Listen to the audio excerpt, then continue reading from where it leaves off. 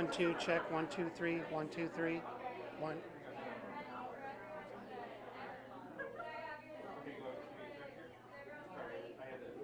One, two, three, check 1 2. No.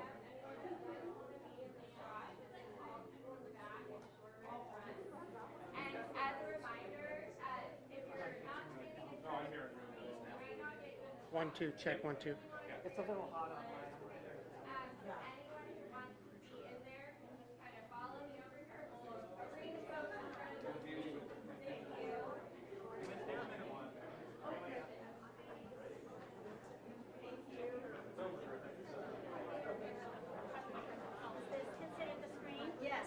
Stay in front of the screen because these camera people need people not to be less. Are you okay with being together? Great. The more people, the better. And I know it's hot. It's only going to be a couple minutes. Squish in. Squish everybody. Like it's an awkward family photo. Oh, you're good. I've never seen a political event that wasn't physically uncomfortable. Sorry, even so, it's going to be hot and uncomfortable. So we're He really sells it. okay, everyone who's over here is probably not going to be in the shot, so we can gather even more. Yeah, we can get another row in front. We can. Do you want us wearing our masks or not? Oh, I don't want to block a sign.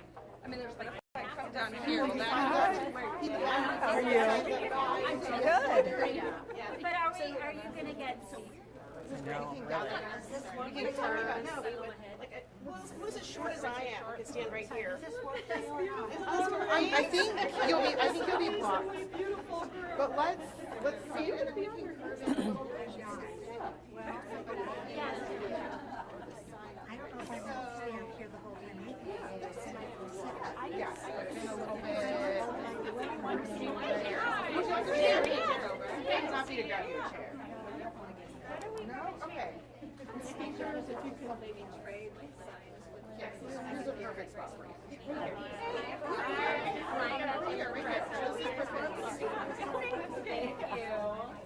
Oh, you don't want to take it?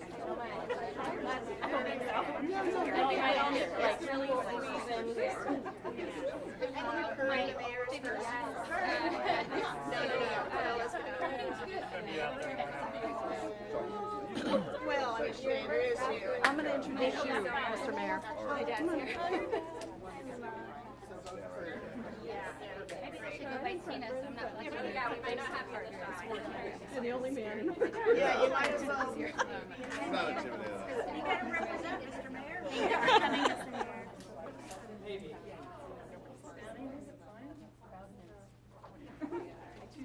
All right, everybody. Well, good afternoon, and thank you all so much for joining us, and thank you to this amazing group behind me that is out here to really put forward our action plan and to make sure that everyone understands we are not going back. We have an incredible group of speakers today, and these are all committed, passionate people who have specific pieces of the action plan that they're going to be sharing today with us. And they are deeply committed to ensuring that we protect abortion rights for all people across the country. We also have a couple of people who have either shared their story already or will be sharing their story for the first time today, and I salute their courage and bravery and resilience in doing so.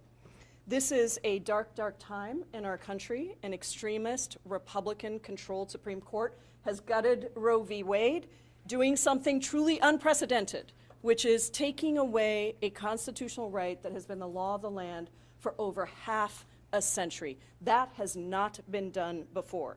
And in states where abortion is now illegal, people who miscarry at home will be investigated and potentially criminalized. Women who have been raped will be forced to carry a rapist's fetus or to get an illegal abortion. Poor pregnant people in these states who cannot afford to travel to another state will either have to bear a child or face criminal charges. Let us be very clear. People will die. Women, pregnant people, and girls will die. And for the Republicans who have been plotting this very moment for decades, let's just call out their hypocrisy. These same Republicans who say they care so much about the life of an unborn fetus are the same Republicans in Congress who have voted against child care, against pre-K, against food stamps, against the child tax credit, against paid leave. So do not tell me that you care so much about life. These justices, all 5 of whom were put on this court by presidents who lost the popular vote, have stripped us not only of the right to have an abortion, but of our ability to work, to make a living, to protect our health, to ensure that we can actually take care of the children that we have. And in doing so, the Supreme Court has shown how wildly out of step it is with the will of the American people. The court already faces serious ethical concerns, from justices lying in their confirmation hearings to a justice who did not recuse himself from the January 6th court decisions, even though his wife was a full participant in the attempted coup to overturn our election.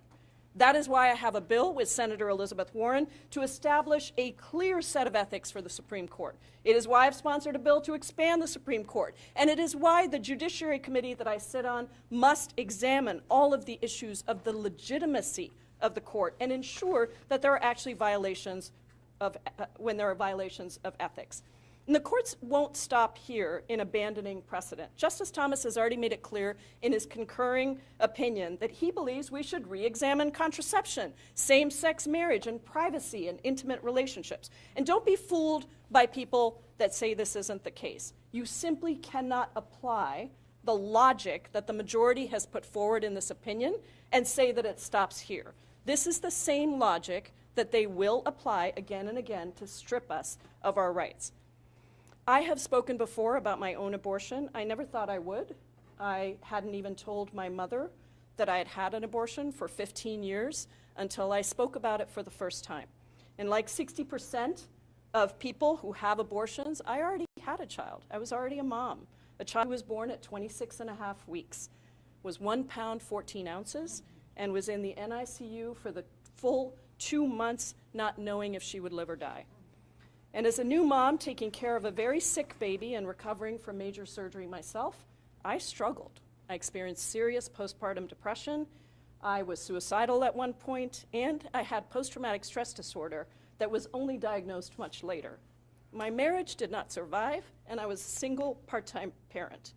When I met the wonderful man that is my husband today, I knew I wasn't ready to have another child, and I was religiously taking my contraceptive pills.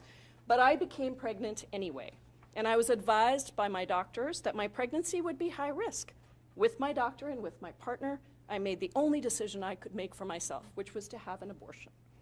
What I knew to be true then, and what I know to be true now, is that every single pregnant person deserves that same decision for themselves. I would never tell anybody else to get an abortion, and I certainly don't think anybody should tell me not to have one. And so today with my friends here, I want to lay out what we're going to do to fight back and to win back this constitutional right. First, in Congress. In the People's House, we have already passed the Women's Health Protection Act, the Equality Act, the Voting Rights Act, and so many other bills that supermajorities of Americans in both parties support. But we are dealing with a broken Senate, where a Jim Crow-era filibuster still exists, allowing a minority of senators representing a minority of all Americans to block legislation. So what we must do is to elect 2 more Democratic pro-choice senators who are willing to overturn the filibuster, or at a minimum, carve out important exceptions to protect our rights. Also, in the People's House, I was just corresponding with the Speaker today, we will be bringing to the floor a package of bills. I'm not exactly sure of all of the content of the bills yet, but I believe we should bring forward bills that codify Lawrence, Griswold, all of these Roe, all of these issues that are at stake that the Supreme Court has laid out. We also have to keep the House of Representatives, which is the important work to get people to the ballot. Second, we will work with the Biden administration and the Department of Justice to explore all the avenues available to us, whether that's looking at how federal agencies can expand access to medication abortion, helping with transportation logistical support for people traveling across state lines, using federal civil rights law to protect private health and location data, opening up abortion clinics on federal lands, and working with our tribal governments to see what barriers we need to remove so that we could perhaps expand access on tribal lands. We will leave no stone unturned in the fight for reproductive freedom for all. Third, we will work with our local and state officials to increase fundings and protections for abortion providers and reproductive health care right here in the state. Fourth, we will use all of our platforms to encourage the sharing of stories and to stay in the streets, because it is important that we call out the lies and the hypocrisy from Republicans and show the nuances and the complexities, some of which I hope you will hear today, of these extremely personal decisions. I'll just mention that in 1975, the women of Iceland went on strike for equal rights. 90% of women walked off their jobs and their homes, shutting down the entire country. 5 years later, Iceland elected their first female president, and today Iceland has the highest gender equality in the world. It is time to consider such a move here in the United States.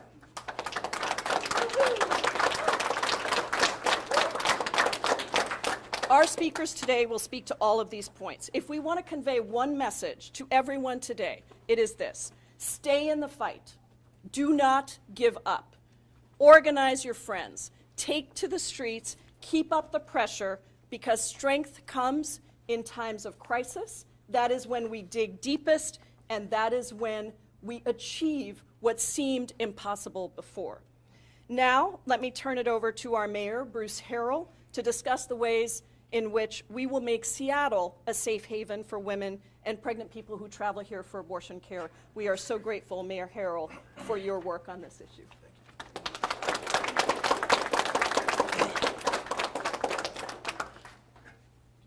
It's my honor to be here in the stand with such courage and such strong leadership. Congresswoman Jayapal is obviously the one to follow on this path. And I apologize for turning my back on you, but that's precisely the point, that we will not turn our back on you. That the city of Seattle will stand courageously and with the utmost conviction to make sure we protect women's rights.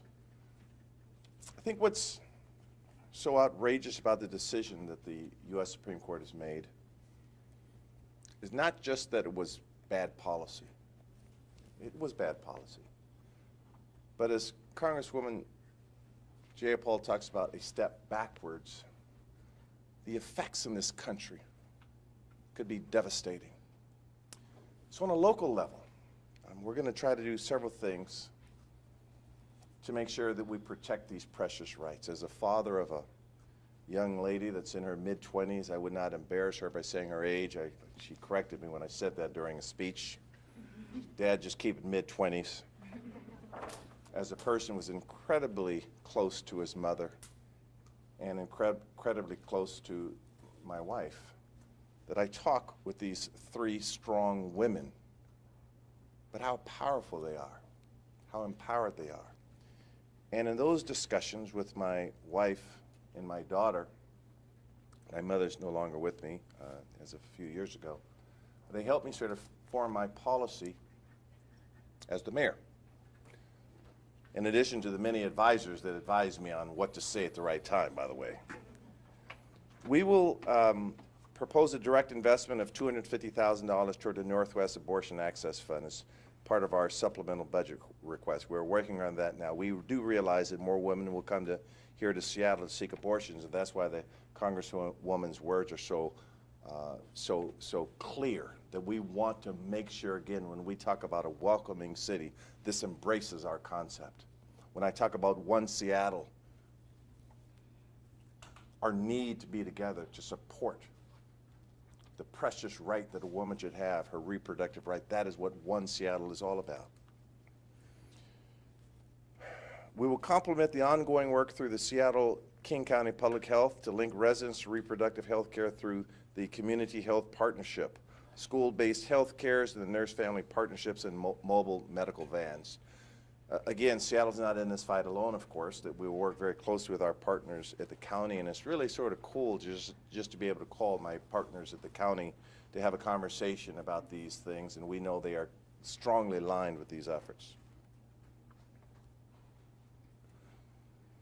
I also want to make it clear that the City of Seattle would not engage in punitive and reactionary efforts to enforce this regressive assault on our constituents' bodies. Our Seattle Police Department will not participate, and I'll repeat that. The Seattle Police Department will not participate in enforcing the criminal laws of other states that are inconsistent with Washington laws and, most importantly, our values. Now, I realize that this draws a lot of emotions from a lot of people, everybody. And so, as a lifelong Democrat, I will say this, and I've said this on other issues: we have to be louder, we have to be stronger, we have to be better organized. We have to speak truth to power, that we are on the right side of history on this. We are on the right side of history. And just as we saw on January 6th, there is a conscious, intentional effort to take us back to some place that we will not go. It's not an if, we will not go there. And it's not going to be easy. So we will hold hands, we will laugh, and we will cry. But we will win. Thank you very much. Thank you, Mr. Mayor. Now let me turn it over to somebody who's been an incredible champion at the state level for the AAPI, the Governor's AAPI Commission, but also has recently shared her story as well, Commissioner Toshiko Hasegawa.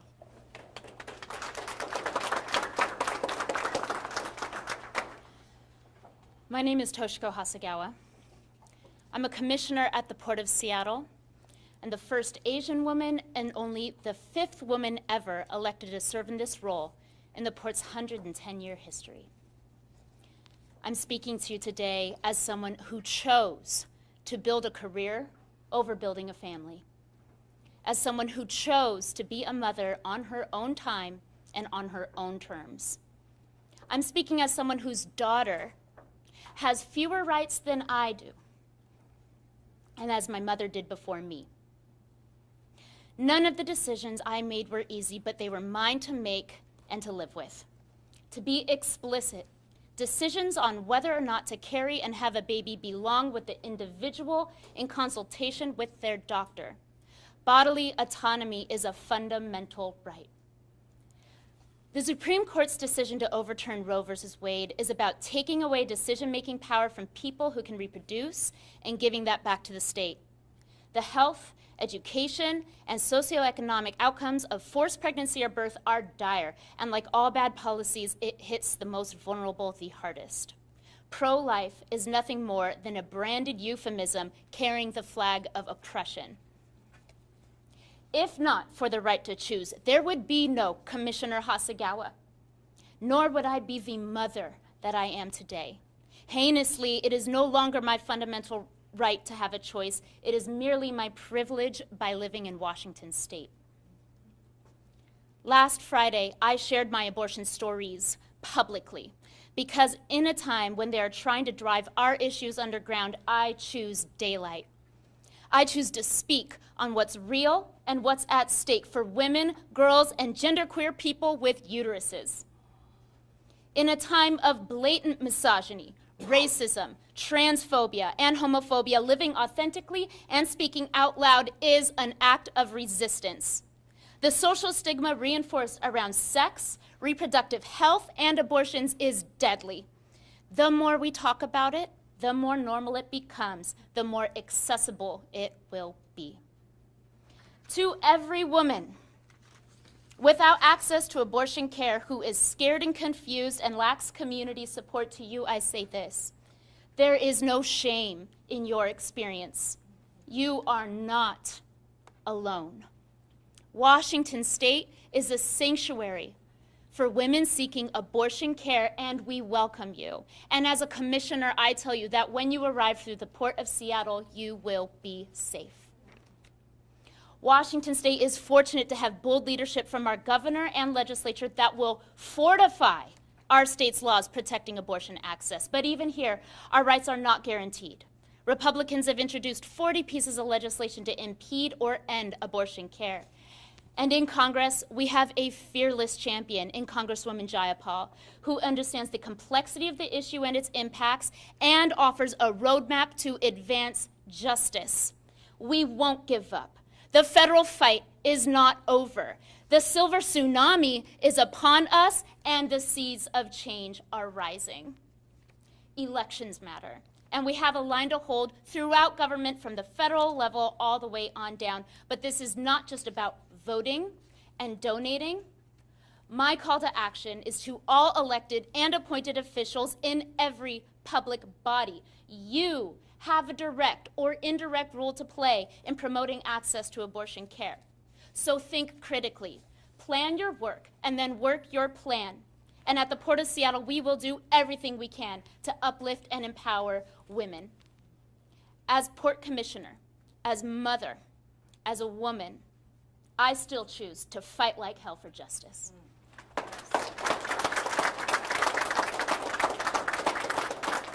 That was beautiful. Thank you so much, Commissioner Hasegawa. And I hope as you're listening to these, you recognize the diversity of experiences that speakers talk about as they share their own personal experience with abortion, because it is an intensely personal choice, and there are so many factors. And so the next couple of speakers will add to that complexity. It's my privilege, honor, and with deep gratitude, I want to introduce Krista Stackhouse, who is sharing her own abortion story today for the first time, and she does so in a deep and loving community that has her back every step of the way. Krista has lived in Seattle almost her entire life. She works as a clothing designer for Nordstrom's, and she is a long-standing champion of justice and equity. Krista, I thank you so much for being willing to speak today, and I welcome you.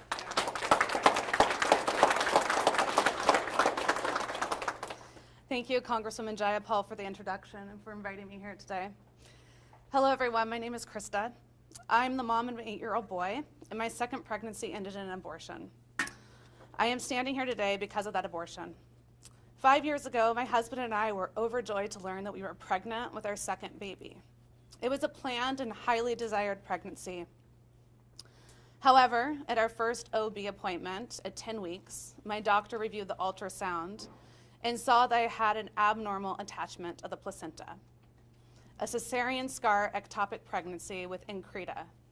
My placenta was growing through my uterus, putting my life and my baby's life at risk. Due to the serious nature of this diagnosis, I was advised that my care would be transferred to a high-risk maternal fetal medicine doctor at UW-MC, and that I would most likely require an abortion and possible a hysterectomy to survive. My doctor at UW confirmed the diagnosis and gave my husband and I several options for how to proceed, with the recommendation of a hysterectomy to end the pregnancy as the advised treatment. My only other pregnancy had been so easy and healthy, and that the experience of the diagnosis was dislocating and terrifying. We were brutally catapulted out of our vision for the healthy pregnancy and baby we desired. We spent several days in despair, weeping and processing. We resourced and advocated for ourselves by learning about the diagnosis, conversing with medical experts worldwide, and trying to make the best possible decision, given a reality that we desperately didn't want. Time was critical, because the more the fetus grew, the more my life was at risk, and the more likely the outcome of my story would be a hysterectomy or worse. After a heartbreaking and exhausting week, and with great care and consideration for my life and health, our family's well-being and future, and out of love for our baby, we chose to terminate the pregnancy. It was not an easy choice for us, but it was the right choice for us, and importantly, it was my choice, our choice, made with consultation and support from my doctors. If any pain has been spared in my sorrow, it is because I had the freedom to make this choice. Medicine should be compassionate, ethical, and just. And it cannot be these things when a person is excluded from the conversation about their own body and denied the right to decide and access critical medical care. Thank you.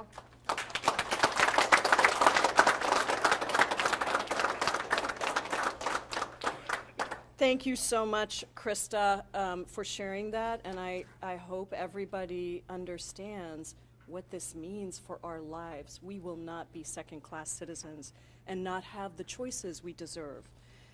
Now I want to turn it over to somebody else who is a hero in our movement, in our city, one of the many heroes of providers who provide the counseling and the care and listen to these situations every single day.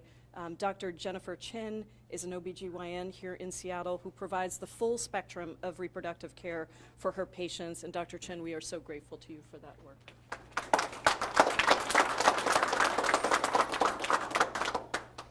Good afternoon, and thank you for that introduction. My name is Dr. Jennifer Chin. I'm a board-certified obstetrician-gynecologist with a subspecialty in complex family planning, and I provide the full spectrum of reproductive health care, including routine annual exams, pap smears, prenatal care, contraception, and abortion care in the greater Seattle area. The patients I care for trust me with their deepest secrets, and I trust them to know what is best for their bodies, families, and lives. I went into obstetrics and gynecology because I wanted to care for my patients through the most joyous times of their lives as well as the most vulnerable times of their lives. I remember a mentor in New Orleans during medical school who had been providing abortion care for over 30 years said to me, "I do this work because if not me, then who?" It is an honor to talk to patients about their pregnancies, their hopes and dreams for the future, and to offer them the full range of options going forward, including abortion care. I have anticipated the falling of Roe since May 2nd, but still, last Friday, when the announcement happened, I felt like I'd been punched in the stomach. The patients I see for abortion care are from all walks of life. Some are barely adolescents. Some are nearing the end of their reproductive years. Some have a support person waiting for them in the car. Others have to fly across multiple state borders by themselves. For some, it is not the right time because they want to finish school, or their partner is unemployed, or they do not have a supportive partner.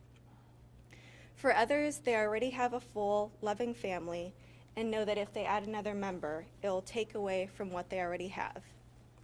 Every single patient who walks through our clinic doors knows this. They are pregnant and they need compassionate, supportive, non-judgmental care to help them continue the rest of their lives. Pregnant people will die as a result of this decision.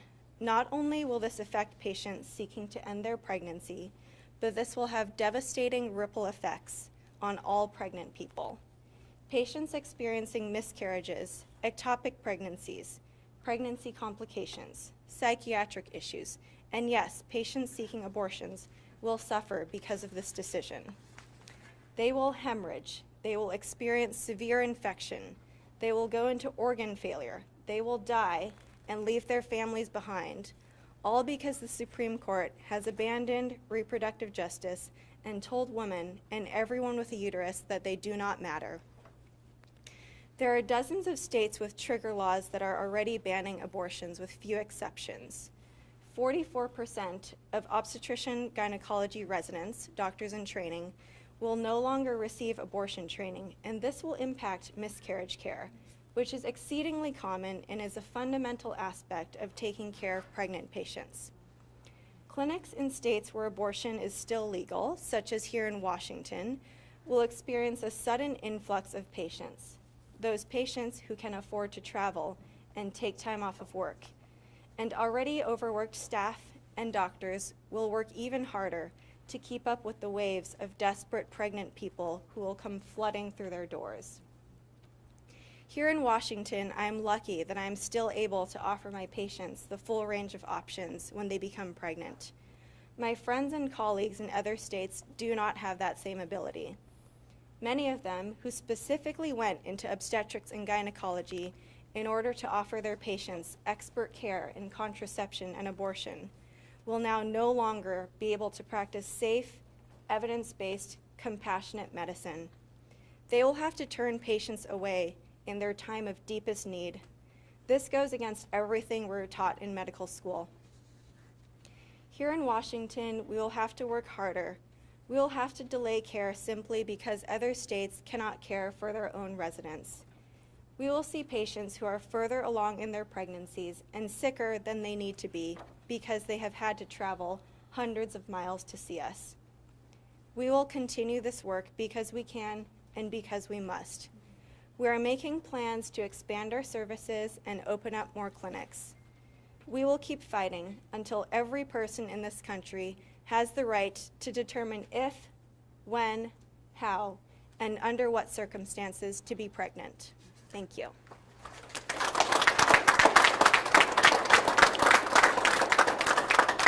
Thank you so much, Dr. Chin. And now it's a great privilege to welcome Abigail Echohawk to the podium to share a few words. Abigail is an enrolled member of the Pawnee Nation of Oklahoma. She is the Chief Research Officer for the Seattle Indian Health Board, and she helped author one of the amicus briefs for the Dobbs decision. Abigail, thank you so much for joining us.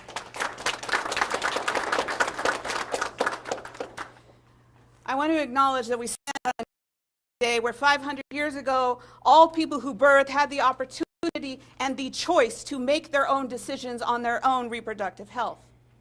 As a Native woman, however, what I have experienced and what those before me have experienced as a result of this colonial harm, the United States government continually telling my people what we can do on our land and with our own bodies. Indigenous peoples in this country have not had the same access to abortion care that not only do they deserve, but is one of our treaty rights. We have a right to quality health care. But as a direct result of the undue restrictions on federal dollars and their use for abortion services, Native women and Native people who birth and have the opportunity to become pregnant have not had that same option. I was a co-author of that brief, and when I was asked, I said, "Why are you asking me? I'm not an attorney." But I am a Native person who understands what it means to try to access care that nobody is willing to give me. And we are continuing to see that right now. And what the Supreme Court ignored in that brief that we submitted, the one and only on behalf of Indigenous women, American Indian, and Alaska Native people, what they ignored is that we have the highest rates of sexual violence, of physical violence, and the inability to terminate pregnancies as a result of rape and incest, except for with undue restrictions and more certifications than any person should ever have to have. We also find that in getting those certifications, that many of our people who experience sexual violence, trafficking, domestic violence, we can't even get the police officers to show up and sign the certifications that the Indian Health Service says we have to have in order to use their dollars when we have been victims of rape. And I say that as a survivor of rape myself that was never investigated because I was an Indian woman on Indian land. What the Supreme Court ignored is a result of these undue restrictions on the Indian Health Service. Not only are our people dying from preventable disease, but we have the highest rates of maternal and infant death. And now for pregnancies that we can't even terminate, more of our people will die. More of our people may have died in this moment, in this second in which I'm talking to you. What the Supreme Court ignored is that they have held on to and attempted to control the reproductive autonomy of Indigenous people for decades, which included forced sterilization of American Indian and Alaska Native women, in which they themselves admitted they did.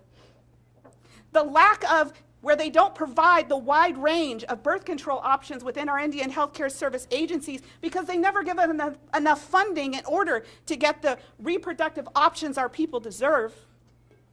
To the fact that when we even are able to certify these rapes and incest, where do we get the money for transportation to take people from rural areas in Washington and other places and take them to the cities where we have to get them housing, access to a provider, and one that is culturally attuned to the unique needs of American Indian and Alaska Native people? I actually keep saying it's what the Supreme Court ignored, when in fact I know it's purposeful. These policies have existed because they have always attempted to legislate our bodies. And what they ignored and what they don't want to pay attention to is that we've been here before. We're here again, and we will not quit fighting. We are coming together as a community of abortion providers, a community of elected officials like Mayor Harrell and Governor Inslee who are going to create safe spaces, a community of law enforcement who will not carry out these undue unmoral and unethical restrictions that are being placed in states around the country. Those who have been affected and have had abortions themselves, who will stand in the streets, tell their stories, and the community and the allies that come together, because this is who we are. This is where we stand. Injustice anywhere is injustice everywhere. And today, and yesterday, and tomorrow, we will fight. Yes.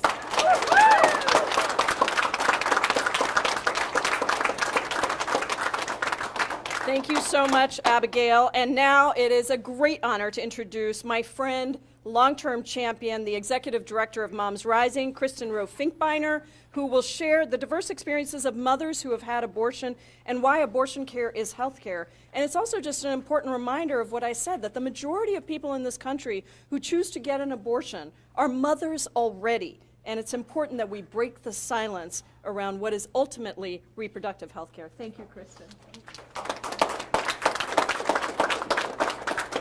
I stand here today with the chorus of people and the vast majority of people in the United States of America, according to polling, to say that forced birthing is never okay. Let's say it again. Forced birthing is never okay. Each person, every single person, needs to be able to choose if they're going to have children, and if so, when and how many. Full stop. End of story. But we know that the U.S. Supreme Court decision made that not the case. And we also know we are in a state of emergency. And we also know, as you just heard Representative Jayapal say, this impacts moms more than most people think. 6 in 10 people in the United States of America who need and have abortion care are moms. The majority of people, again, who are needing and having abortion care are moms. And studies show that this is usually because moms need to care for their children who are already at home. I bring this up because there is an important hypocrisy happening in the United States of America in Congress right now. The exact same Republican leaders who are banning our ability to make decisions about our own bodies are directly standing in the way of us having paid family medical leave, access to affordable child care, maternal health equity. The United States of America is the only World Health Organization in the world where maternal mortality was already going up, not down. And black women were already 3 to 4 times as likely to die in childbirth as white women. This is not okay. There have been bills in Congress that have passed through the House under the leadership of Representative Jayapal and other Democratic leaders that address these issue areas, and not a single Republican has voted for them, and Republicans have banned or blocked the voting of these bills in the Senate. There are clear lines that have been drawn here. Make no mistake about the rhetoric that we may hear coming in the weeks ahead out of Washington, D.C., whose side the Democrats are on and whose side the Republicans are on. The Republicans are standing in the way of our bodily autonomy, of our economic security, of our racial and gender justice. This is a devastating moment in history. And before I go on with just a couple words, I just want to say, can we say thank you to Representative Jayapal and the other leaders for standing up?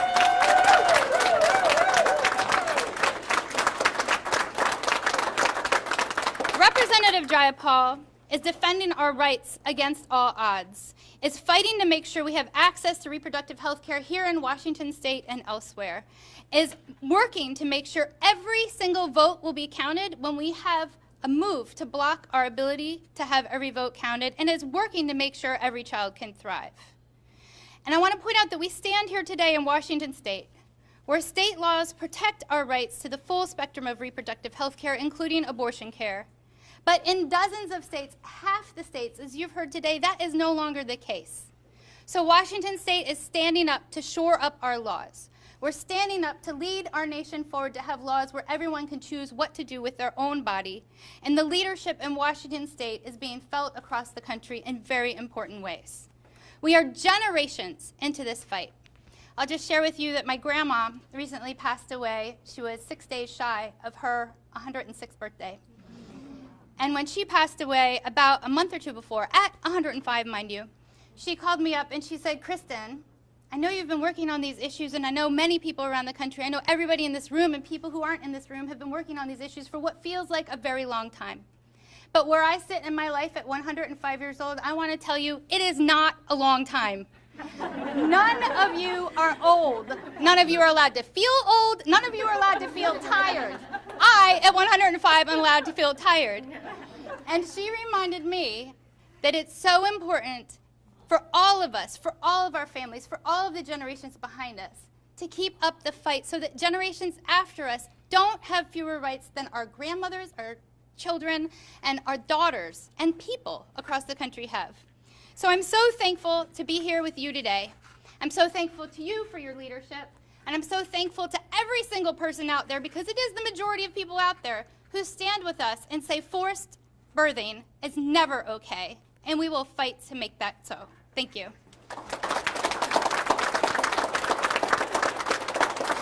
105 years old. Now we know where Kristen Rofinkbeiner gets her genes from. Now it's a great honor to turn it over to somebody who is working at the national level in multiple states across our country, has been just doing everything possible in our state legislature when I was working with her, and now at the national level and in our states. Jennifer Allen, the Chief Executive Officer of Planned Parenthood Alliance Advocates. We are so grateful to you, Jennifer, for all of your work over decades on this issue. Thank you. Thank you, Representative Jayapal, and thanks to all of you who are here today. In case you're not hearing the message loud and clear, the Supreme Court decision was unconscionable. It was unconscionable and it was harmful. When I listened to our staff in Kentucky on Friday, who were hurting and angry and working courageously and with a huge amount of caring to reschedule patients who were scheduled to get abortion care in Kentucky, who were scheduled to get health care, because abortion is health care, who were scheduled to get abortion care in Kentucky, the care that they needed in another state, who were struggling to get them the transportation that they needed, who were struggling to get those patients who were confused and angry and unclear on why they should have to travel to get health care. That should be between themselves and their health care providers. It was unconscionable. When I hear from our Patient Access Center about the number of people in Idaho who are scared and angry and calling and trying to find out if they still have access to care. They do for now, by the way. But if they still have access to abortion care, none of us should be having to jump through these hoops. It is unconscionable.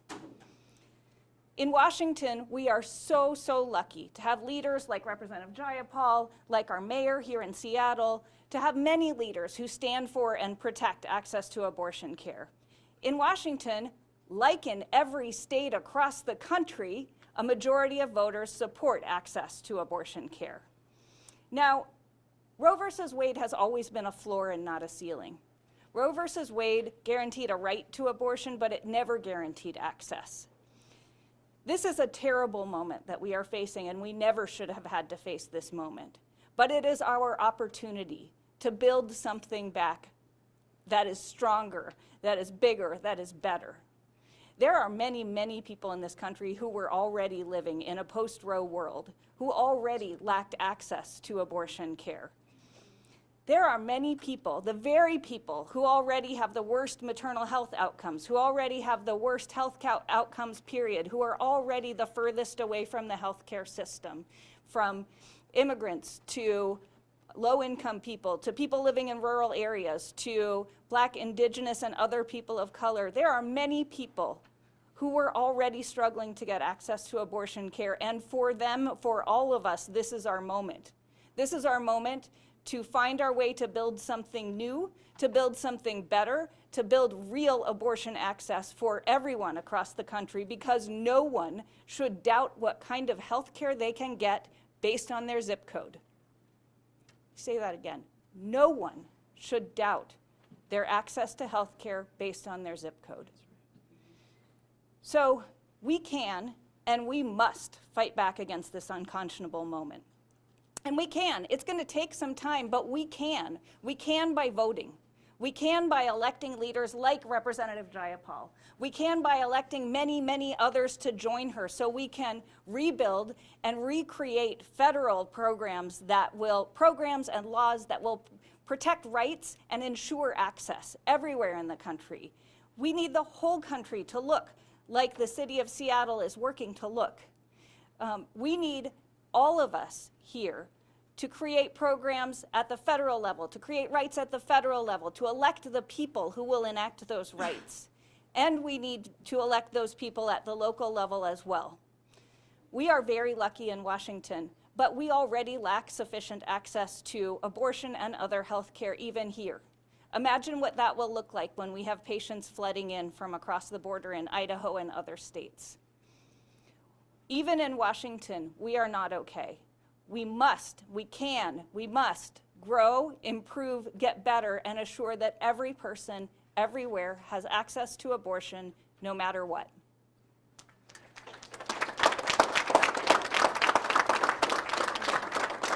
Beautifully said. And now, certainly not least but last, we are going to turn it over to the maestro who is going to coordinate our efforts at the ballot box leading up to November. The Washington State Democratic Party chair, somebody who has really made it a priority to go into every district across the state, every part of the state, and to address the fact, just like Jen said, that there are people living right now in a post-Roe world who don't have the money, who don't have the access.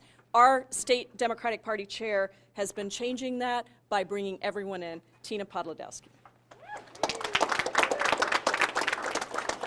Thank you so much, Representative Jayapal and everyone here. This weekend, I spent 3 days at our annual convention. We had 1,200 Democrats together when the Roe decision came down.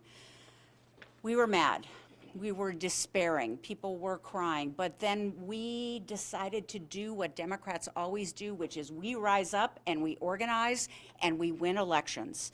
Let's be really clear here. This Supreme Court is dominated by justices hostile to America's freedoms. They've robbed our power to control our bodies, our lives, and our future.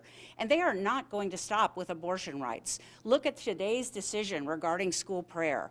As a lesbian, as a wife, as a mother of 3 kids, I know they are setting precedents in these decisions to go after my marriage, to go after my kids, and to go after my family. No one is immune from the extreme Republican agenda of this court and their elected officials. In the 13 GOP-dominated states, the trigger laws that went into effect with Friday's ruling means that most abortions will be banned, and I chair the DNC's West Coast Caucus.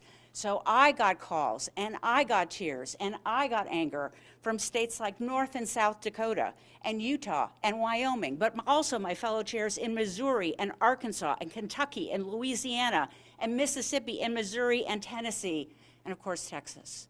They will have people coming here to Washington State, and our friends at Planned Parenthood are telling us at least a 400% increase in women coming to Washington State to seek abortion services. It is unimaginable that there is a lack of empathy, a lack of understanding in these GOP justices and legislators. Not a single person in this room, somebody you love, will need an abortion someday. Somebody you love has already had an abortion. In Washington State, almost 30 years ago, we passed Initiative 120. It's one of the reasons why Washington State is insulated from some of these issues, and that's because the people spoke. The people spoke. As Kristen said, the people have been speaking for years and years, and poll after poll after poll. They did not want Roe overturned, but the tyranny of the minority and extreme right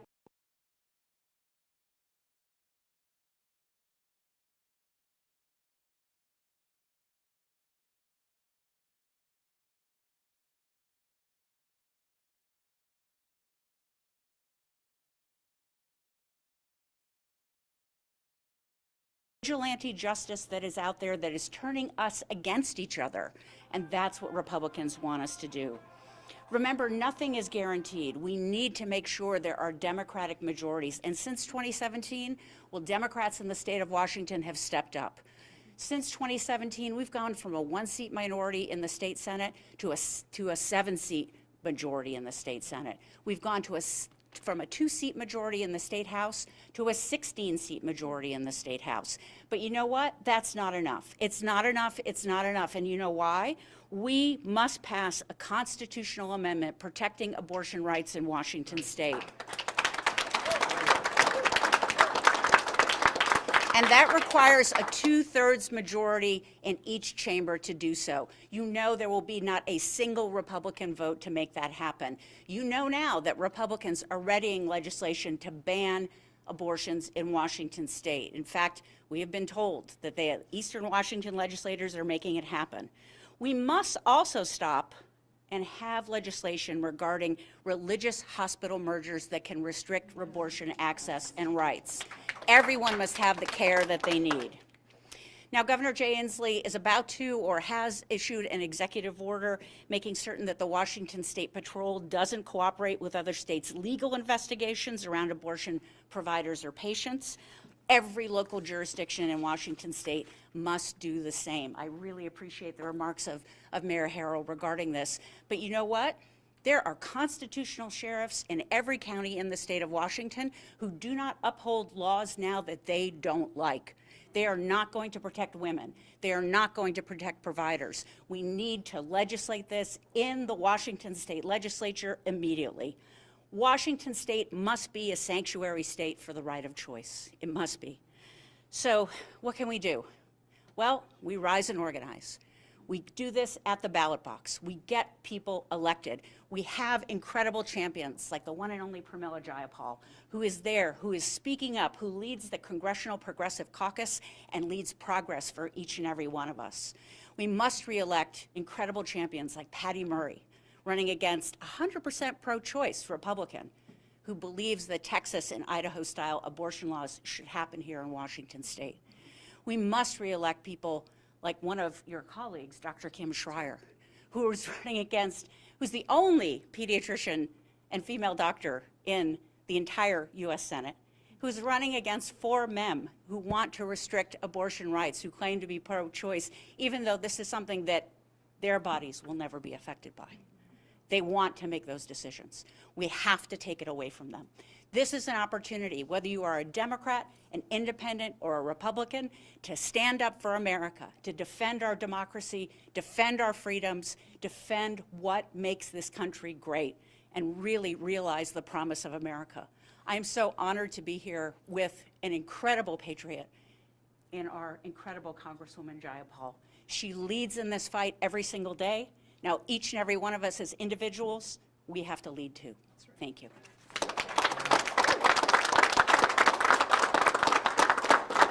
All right.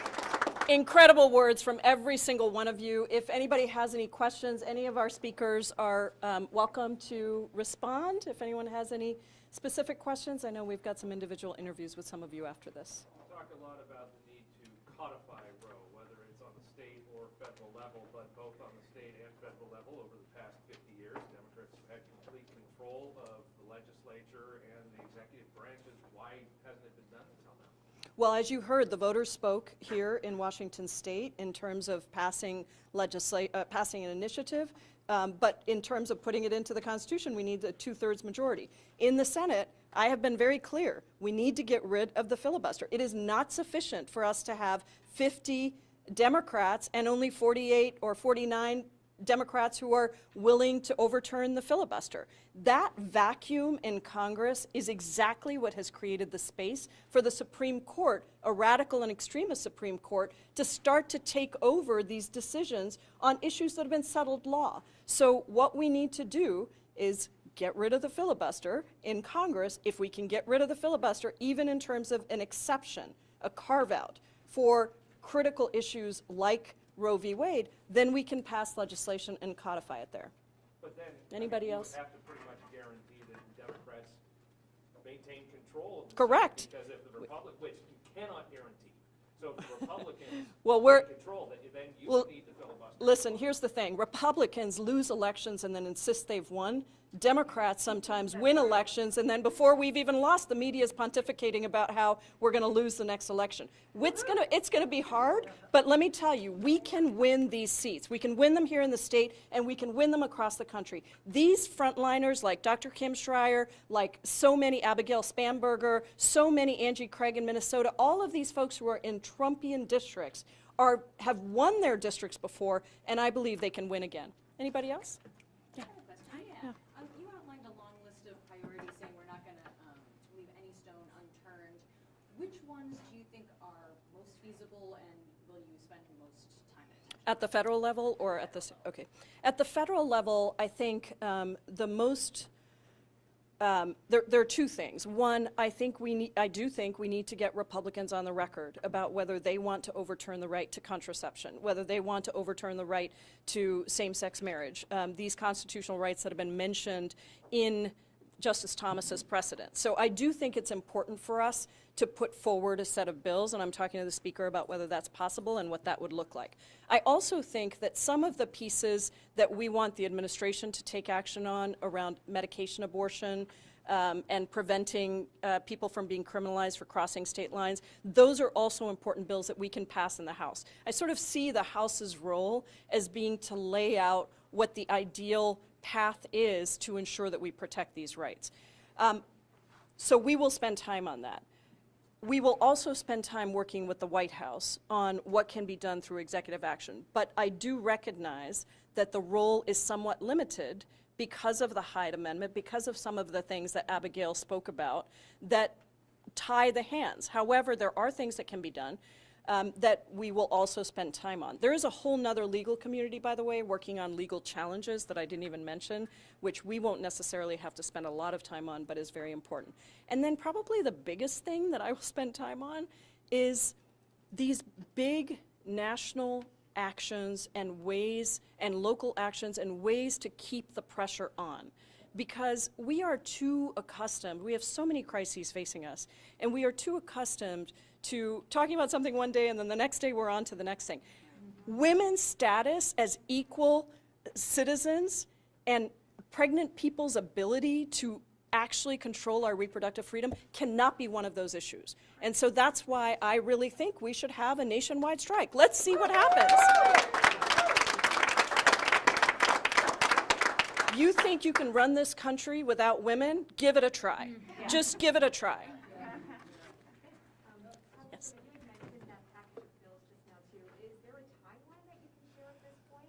Our hope is that we will do it when we go back after the July 4th recess. So there are a number of things that, will determine exactly what the bills look like, and some of the bills are being put together right now.